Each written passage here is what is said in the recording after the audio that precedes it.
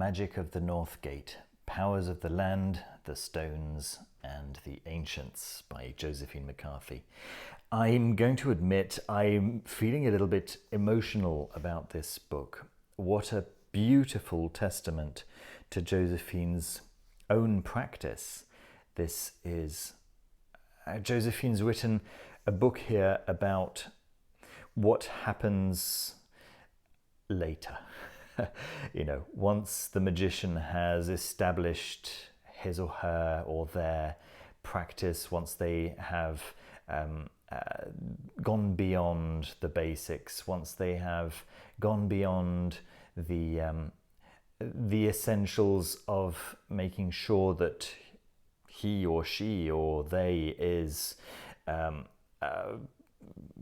safe, is well, is looked after in the world, is not worried about what tomorrow may bring. Once all of that is done, once all of that is in the past, and once the practitioner's magic is well established, what happens then? What happens later? You're going to spend the rest of your life trying to manifest a Porsche or whatever else, and this is the book that is the testament of Josephine McCarthy's own process of what came after that. I'm not 100% sure that Josephine was ever focused on herself, but this book is certainly designed for the magician who is moving beyond that. Not necessarily has moved, but is moving for sure, or at least is looking for the next step. I'm focusing now on the table of contents because I think that this is going to really give you a feel for what you're looking at here. The book was recommended,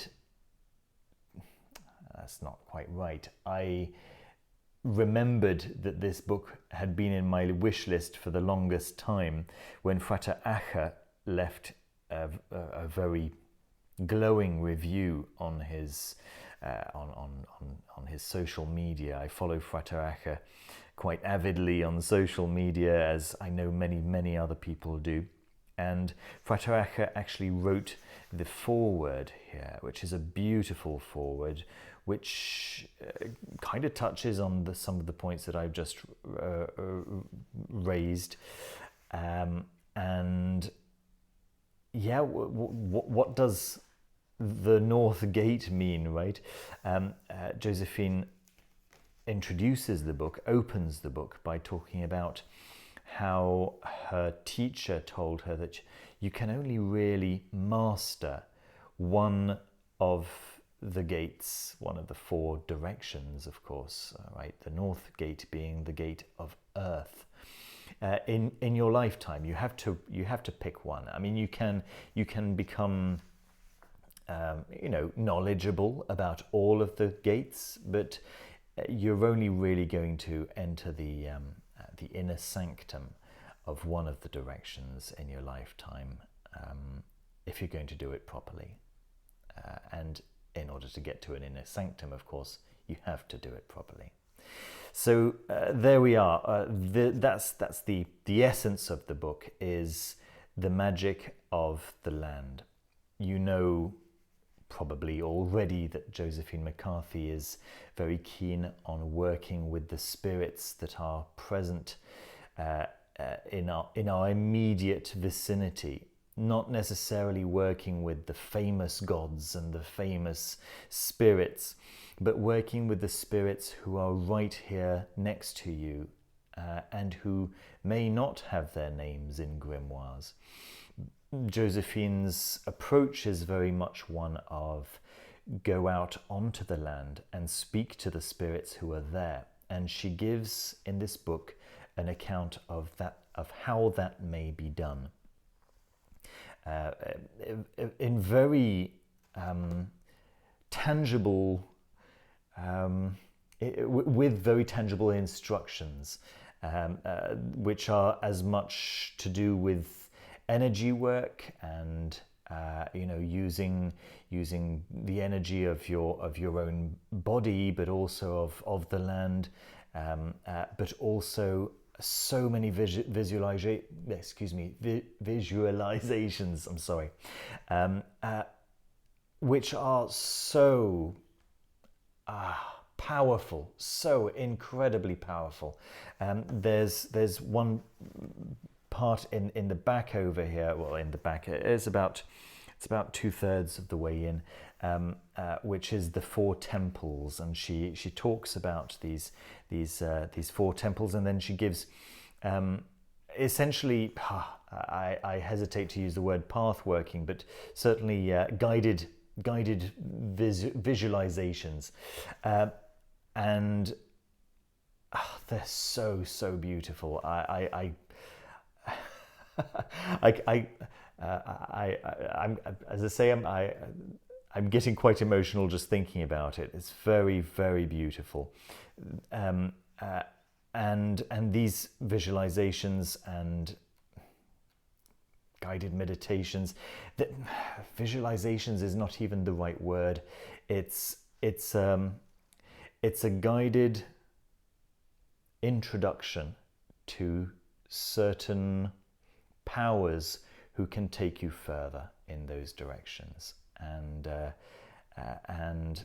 oh my goodness! And I've just stopped here on the following chapter, chapter 8, on the dead, the living and the living dead, which is such a difficult topic, and she treats it with such dignity and with such beauty. It's a very, very beautiful thing to read Josephine McCarthy's recommendations to those who know that they are dying, for instance.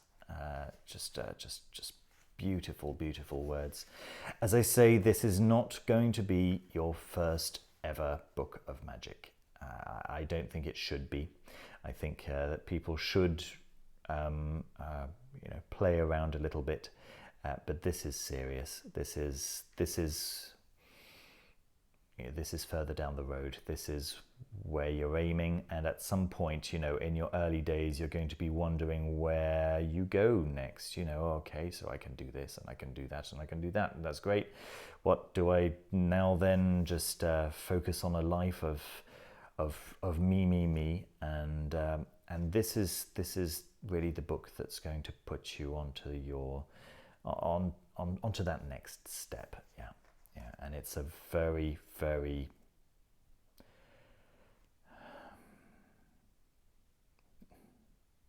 I don't know what word to use here. It's beautiful. It's absolutely beautiful. Let me talk a little bit about the form of the book. The writing's quite small, but once you start reading, you're going to forget about that. The size of the font is going to be really no issue, unless you struggle with bad eyesight. That could, I suppose, be a problem. But it's not so small that it's uncomfortable. It's just smaller than a little bit smaller than what I'm used to, I suppose. This isn't a very large book, If I put my hand next to it, you can get an idea. So yeah, that font is it's space saving, let's say, right?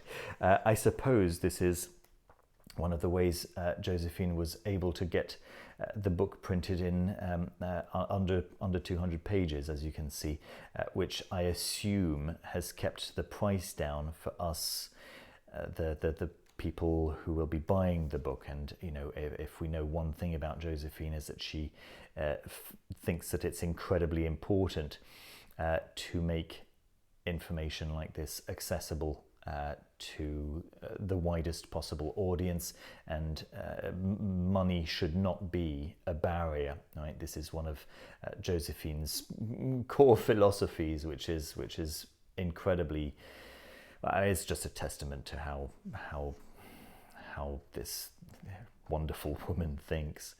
So that's one thing. The second thing is, of course, you know, it's a print-on-demand book, and so it's the you know, it's the usual kind of rubbery cover, which I personally don't have a problem with at all. You know, it's print on demand. It's exactly what you'd expect from print on demand. If you've got any other print on demand books, it's a high quality print on demand book. But yes, the contents here is extraordinary. It's beautiful front picture here by Stuart Littlejohn, of course, Josephine's partner, who's designed a very, very beautiful cover for the book. And yeah, that's pretty much going to cover my my review. The contents page is in fact available for you to check out on TaDehent Press, who let me see if I can find the TaDehent, excuse me, TaDehent Books, who I think Frater Acher and Josephine together, I believe, are responsible for TaDehent Books. So if you go to their website, which I'll link down below naturally, you'll be able to take your time reading this this table of contents. But here's just a little taster here, which I think you will agree with me is full of tantalizing titles.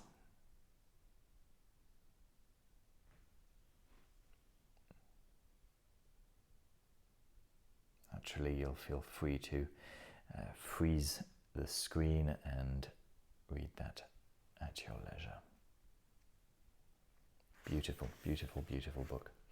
Thank you so much, Frater Acher, for drawing our attention to this one.